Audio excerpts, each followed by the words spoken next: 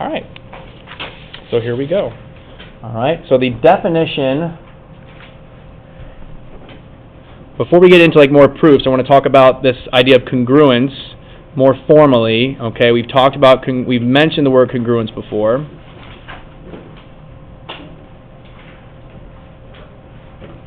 All right. But now we're going to define it here a little bit. Okay. So we say two figures. So now we're really talking more about like shapes, right? But a figure could also be like a segment, right? Or you know, something like more like a shape like a triangle and stuff like that. But two figures are congruent. Okay. If and only if their measures are equal.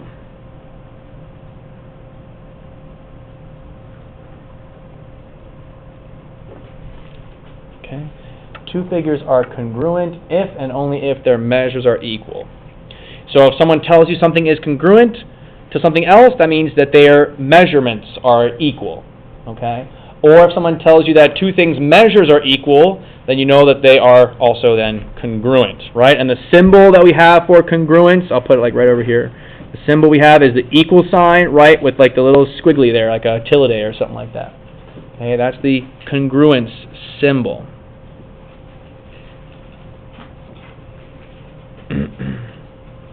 Okay, so just as an example of that, you know, so we see that. So if the measure of angle 1 is equal to the measure of angle 2, again, just kind of two random angles.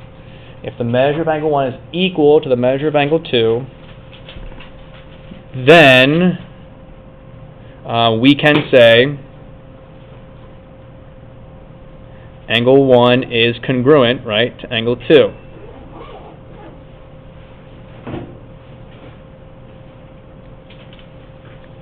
Right, we've seen that with angles before. We're talking about their measures. That means they're like degree, you know, the measures in degrees, versus angle 1 is congruent to angle 2. Kind of more, that more means like the figure, the object itself is congruent to the other object, angle 2. All right. We've also seen it with like segments. So right, like for example, if AB equals CD, okay, and again, this is referring to a measure. Right, when you don't have the little bar above the AB or the CD, that means you're talking about the exact length, the length of it. Then AB segment is congruent to CD segment. And of course, in this way, we're talking about the figures, the actual segments, AB and CD.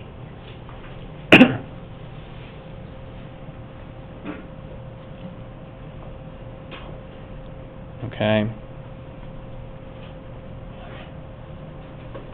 And so congruence also has the reflexive property of congruence, the symmetric property, and the transitive property as well. So we're not going to write those all out because I feel like it's, you know, kind of, you know, it's the same thing. Well, maybe I'll just write, so properties of congruence.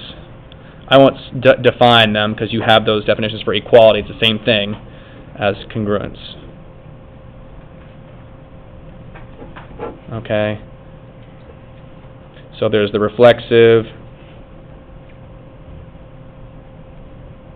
Okay. And what's the key idea of reflexive? It's just that something is equal or congruent in this case to itself, right? So something is congruent to itself.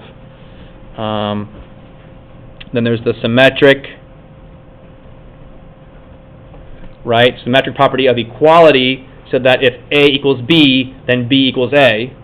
Symmetric property of congruence says if A is congruent to B, then B is congruent to A, right? And then there's the transitive property. And again, for equality, that was like if A equals B and B equals C, then A equals C. Transitive property of congruence, if A is congruent to B and B is congruent to C, then A is congruent to C. Okay? That's the basic idea there.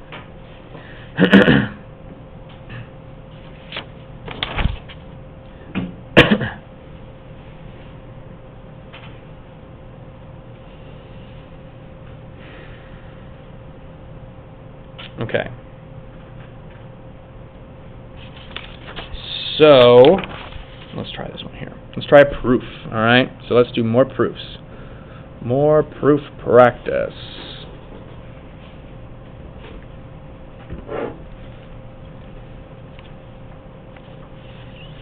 Okay, so let's say that we are given HI equal to 8, IJ equal to 8, and segment IJ is congruent to segment JH. Okay, and we want to prove that HI is congruent to segment JH. Bless you.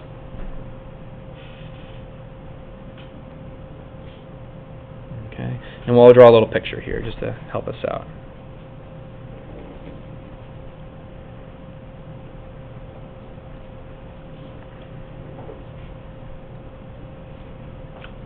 Okay, something like that, and we'll say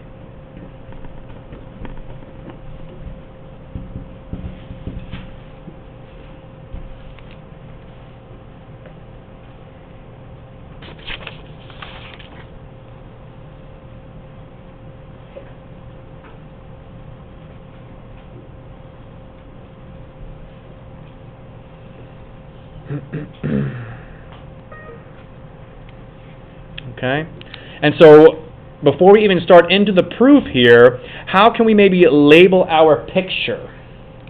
All right, it's helpful to label things here, so how can we maybe label our picture using the information that we're given? What can we kind of label, what can we kind of put on our picture here to help us out maybe? So yeah, Hunter. HI, you put like an 8. Yep, put an 8 right there, right? Because we know that HI is length 8, and what else? What else can we put there? Yeah, IJ also right, has to be 8. That's right. We also know that IJ is congruent to JH. So there's IJ and there's JH. So it's kind of like, I realize this, guys, right? It's like, duh, obviously, if these two are 8 and these two are congruent, that means this one must also be 8, or they're going to, and which means then they're congruent. So it's like, it's kind of like obvious that these are all the same, length and stuff like that. But again, the idea is we want to get some practice with these kind of easier, hopefully easier proofs, so that way, we can then be ready for them when they get a little bit more involved, I guess. Although sometimes these are so easy that then they're hard to prove, because it's like, well, how specific, how nitpicky do we need to be? So I get that. All right. So again, we'll kind of split it up here. We'll use the 2-column method. We might look later at other methods for proving things besides just the 2-column method. But I'm going to give us some statements here. Actually, I'm going to give us all the statements. Okay, and then we're going to work through and try and come up with the reasons. Okay.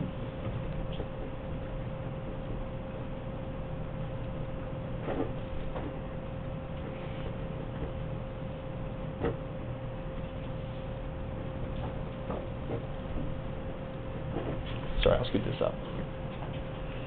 I have to look around me. You're welcome. Alright, so this is 6 steps, which is pretty impressive for something so simple, right? Okay. So our goal is to come up with all these reasons.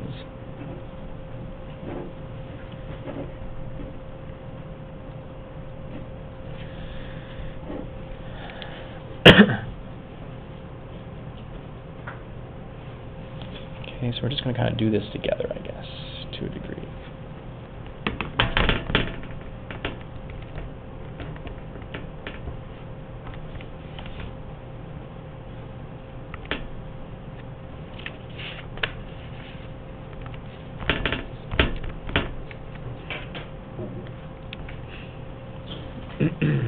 Okay, so there's our proof. So we can kind of go through the statements at least here. We start with HI is equal to 8, IJ is equal to 8. Then we go on and say that HI is equal to IJ. Okay. Then we say that segment HI is congruent to segment IJ. And then we go on with another congruence and another congruence there. All right. So, number 1, all right, Evan, what's going to be our first reason here? How do we know that HI is equal to 8? Given! That's right. It's given. Okay.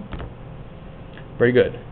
Let's go to, okay, number 2 then. Adam, what's this reason? Also given. That's right. All right. So now this next one, HI equals IJ, that is not up here in the given. So we have to, since it's not given to us already, we have to basically, somehow we put this together using previous information. So how can we take this previous information to get this, right? It's not in the given. This is new information, right? It's not given to us. So how do we take this information we've already stated now and then put it together to make this? What did we utilize here to do that? So I'm going to pick someone here. So what did we utilize? So Stephanie, what did we utilize here to be able to say this is true? How do we take this piece of information, and end up with this? Can you see it there, what we did? What's that? So, well, that's true, but I'm saying how can we take HI equals 8 and then IJ equals 8 to then say that these two things are equal? What kind of property do we maybe use here? And if you're not sure, that's okay. I mean, you're stuck? Okay, that's okay. Okay, so yeah, not that. Not symmetric. Yeah, Mary? Yeah, we substituted here. We substituted. If you see, we have HI is equal to 8. We have IJ is also equal to 8. So instead of having 8 here, we can put IJ in the place of that 8. Okay. There's another property we could potentially say here as well. I would be okay with, and that's the transitive property. In a way, that also works, but I think substitution is fine as well. So yep, we substituted. Okay. Substitution property. If you want to put prop, something like that. All right, good. So do you see that now, Stephanie, how that's a substitution? Okay. This IJ is equal to 8, so we can replace the 8 right there. Okay, cool. All right, this next one is like almost the same thing, right? Except we're going from the measures to then we're saying now they're congruent. Okay, so why might we be able to say that? So actually, Mary, do you have any idea about that one? You're up next here. So do you have any idea why how can we go from the fact they're equal in measure to them now being congruent? What allows us to do that? Any idea with that? I'll give you a hint. We just talked about it at the very beginning of the notes. Two figures are congruent if and only if their measures are equal. Yeah, so They both have equal measures. exactly. So this is, we can just, to shorten that up, we can just say it's the definition of congruence. And I'm even going to use the symbol for congruence here because I don't feel like writing it all out there. So basically, since we know their measures are equal, that means they must be also congruent. So that's how we're able to say that. That's just the definition of congruence. Measures are equal, right? They're measures because there's no segment marking above that. So it's just saying the length of this is the same as the length of this. And so therefore, they must also be congruent because the measures are equal. Okay.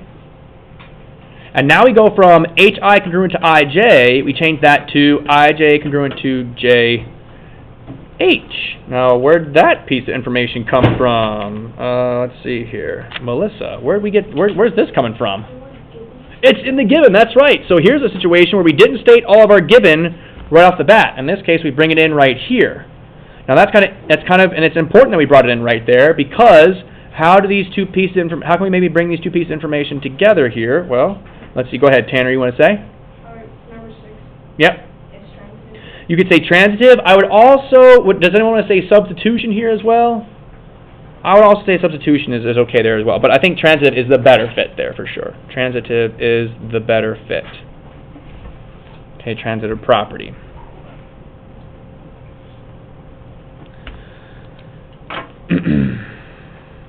Okay, transitive property. All right. Any questions on that?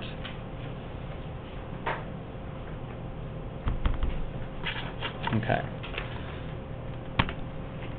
For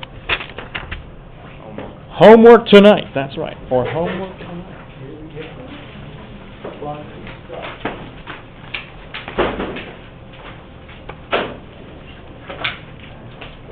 It's not the entire thing front and back. So say here, so don't put it away just yet, I'll let you know what it is.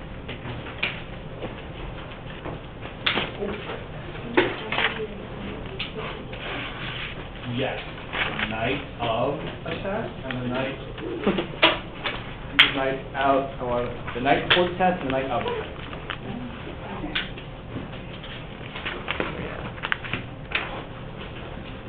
And maybe other situations, I can't say otherwise, but I gotta get stuff for you guys to do with Flex, otherwise you just be bored and Flex all the time.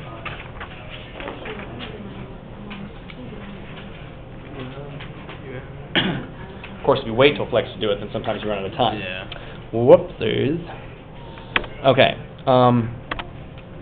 So what I want you guys to do, on the side that says 2.5, okay, I want you to just attempt number 1, and number 3, and number 3, okay? You'll see there, and I know this is kind of weird, okay, the steps are given to you, like right there in the proof. So you see the proof, you can number those if you want to, and on the other side put the statement. So basically, it's again, you're just filling in the statements. Same thing for number 3, okay? The steps of the proof are right there. You just then need to come up with the reasons. So, you know, you can number them and then just match them up if you want to. And then on the back, I'm going to have you do the whole thing there. Okay, whole thing. On down. Okay. 18, again, it's got the statements filled in there for you. You have a couple question mark blanks to fill in. Same thing with number 7 there. It's got a couple blanks right there for you to fill in. And then all the other ones should be pretty quick and easy. Okay. So there you go. And that will be your assignment.